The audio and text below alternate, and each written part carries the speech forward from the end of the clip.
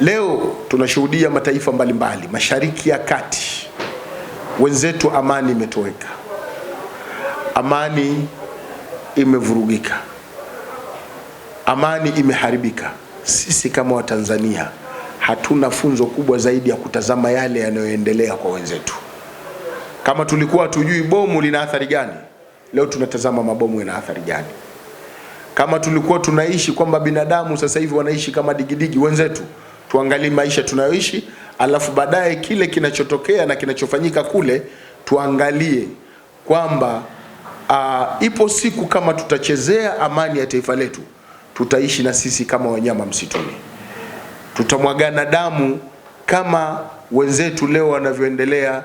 Ile heshima pia ya binadamu imekuwa leo haipo, lakini hakuna mwenye kuienzi amani ya nchi isipokuwa mwananchi mwenyewe, na hakuna mvunjifu wa amani ya nchi isipokuwa mwananchi mwenyewe. Itutoshe tu kwamba kinachoendelea leo Mashariki ya Kati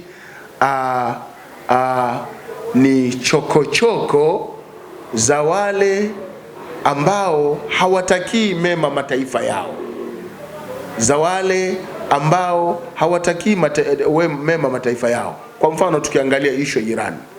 Ishu ya Iran ni uongozi mzuri ulokamilika, uongozi wa kiimani na amani, mfumo wa uongozi hauna dosari, hauna shida, na namshukuru Mwenyezi Mungu, mimi nimefika Irani, mimi nimetembelea Irani, nimeona maisha wanayoishi ya kiimani na amani, na hawaishi isipokuwa wanaishi kwa kufanyia kazi maandiko matakatifu. Lakini wapo maadui ambao wao siku zote ni watu ndani ya nchi wanaopenda kuibua chokochoko. Ni watu wachache hawana wingi wa aina yote, ambao wana kitu wanachodai wanaita demokrasia. Wala si demokrasia, ni vitu vya kimaslahi, ima ya kisiasa, yamejificha nyuma ya pazia. Lakini wakifanya hivyo, yale mataifa mengine yenye nguvu, kwa sababu yana kitu yanayokihitaji katika taifa hilo, na hayaishi mataifa hayo isipokuwa kwa maslahi ya hizo nchi. Kama tukiangalia Libya, demokrasia gani waliokuwa wanaidai? Mpaka sasa Libya iliyokuwa tajiri inaweza ikahudumia mataifa mbalimbali. Hata hapa Dodoma Tanzania leo msikiti huu tunazungumza ni taifa la Libya kwa idhini ya Muammar al-Gaddafi, Mungu amrahamu.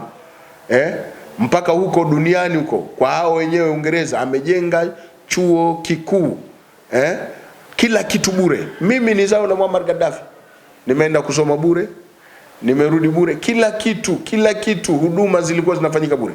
Lakini wananchi wachache wanaojifanya wanataka demokrasia kwa kuhakikisha wanayatumia mataifa ya nje, lakini yale mataifa yanachokuja si kuweka demokrasia, bali yanakuja kuibaka demokrasia, lakini pia kuja kuharibu nchi, lakini kuharibu miundombinu na kujichukulia zile rasilimali ambazo zinapatikanika katika taifa.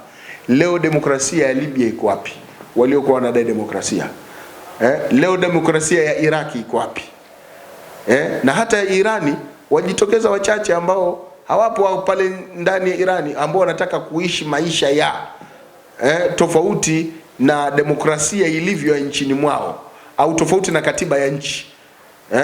Hao nao walijaribu kwamba kuungwa mkono na hayo mataifa makubwa, kwamba wasikilizwe. Unawasikiliza vipi wachache, unaacha kuwasikiliza wengi? Nani aliyokuambia kwamba uongozi wa Irani haukubaliki? Tumeona juzi wakimuunga mkono na kumsapoti yule mtoto wa Ayatullah al-Khamenei, yule aliyopewa al-Mujtaba. Tumeona umma ukimuunga mkono. Sasa muirani gani anasema haitaki Irani? Leo kwa nini watu muondolee chaguo lao? Hakuna kwanza mtu anayekubalika na watu wote. Hamna mtu anayekubalika na watu wote. Hata huyo Mungu, kuna watu leo hamkubali Mungu. Hata Mtume Muhammad sallallahu alaihi wasallam, wapo watu leo hawamkubali Mtume Muhammad. Hata mitume wengine kuna watu leo hawakubali. Yani hii ndio sunna ya maisha. Huwezi kukubalika na watu wote.